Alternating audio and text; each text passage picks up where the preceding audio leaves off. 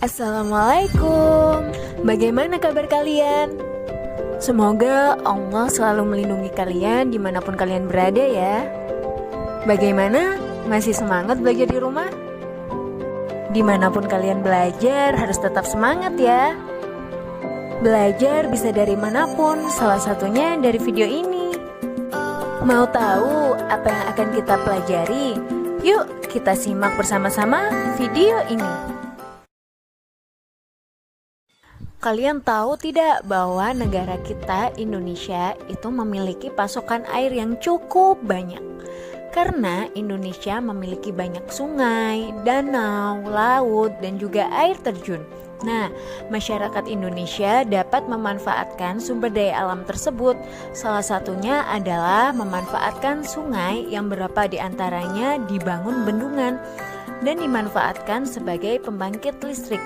Sekarang kalian tahu tidak bagaimana proses air sungai itu bisa diolah sebagai pembangkit listrik? Yuk kita cari tahu.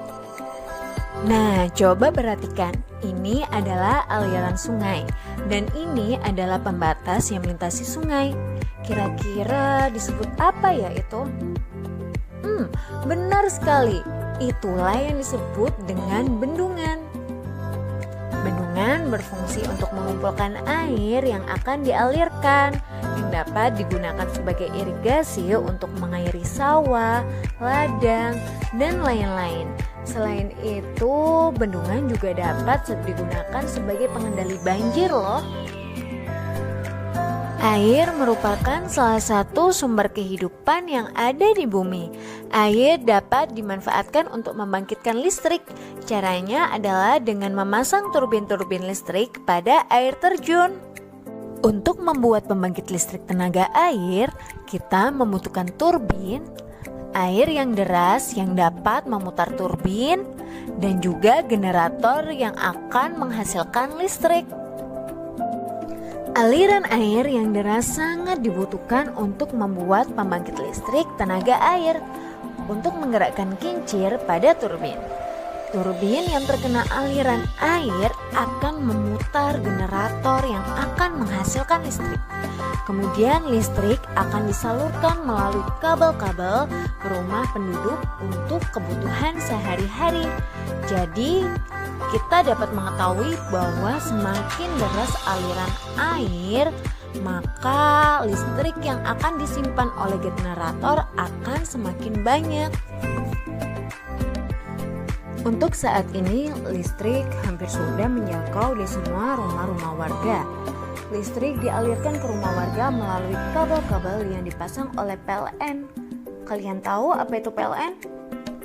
PLN adalah singkatan dari Perusahaan Listrik Negara. Pada setiap rumah dipasang saklar. Saklar berfungsi untuk menyambung atau memutuskan aliran listrik. Kira-kira apa yang terjadi ya jika saklar listrik ditekan? Coba kalian praktekkan di rumah kalian. Kemudian tekan lagi saklarnya. Saat saklar lampu ditekan, energi listrik mengalir ke lampu sehingga arus listrik berubah menjadi cahaya dan panas. Dengan adanya PLTA atau pembangkit listrik tenaga air, maka aliran listrik pun sampai ke rumah-rumah. Saat ini listrik hampir sudah menjangkau di semua rumah warga. Namun beberapa pelosok daerah di Indonesia masih banyak yang belum mendapatkan pasokan listrik. Untuk itu kita harus menghemat penggunaan listrik dan kalian juga harus bijak-bijak dalam menggunakan listrik. Jadi kehidupan manusia tidak dapat dipisahkan dari lingkungan alam maupun lingkungan sosial ya. Lingkungan menjadi penyedia berbagai sumber daya. Kehidupan manusia tidak bisa dipisahkan dari lingkungan alam maupun lingkungan sosial.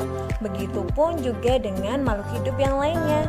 Kali ini kita akan mempelajari tentang bagaimana fungsi lingkungan itu. Ada yang tahu fungsi lingkungan bagi kehidupan manusia itu apa? Fungsi lingkungan bagi kehidupan manusia yaitu yang pertama, sebagai tempat mencari makanan. Manusia memerlukan lingkungan untuk dapat mencari makanan. Yang kedua, sebagai tempat bekerja dan berkarya. Manusia adalah makhluk yang membutuhkan lingkungan untuk bekerja. Dan yang ketiga yaitu sebagai tempat tinggal. Salah satu lingkungan yang paling dekat dengan kita adalah lingkungan tempat tinggal.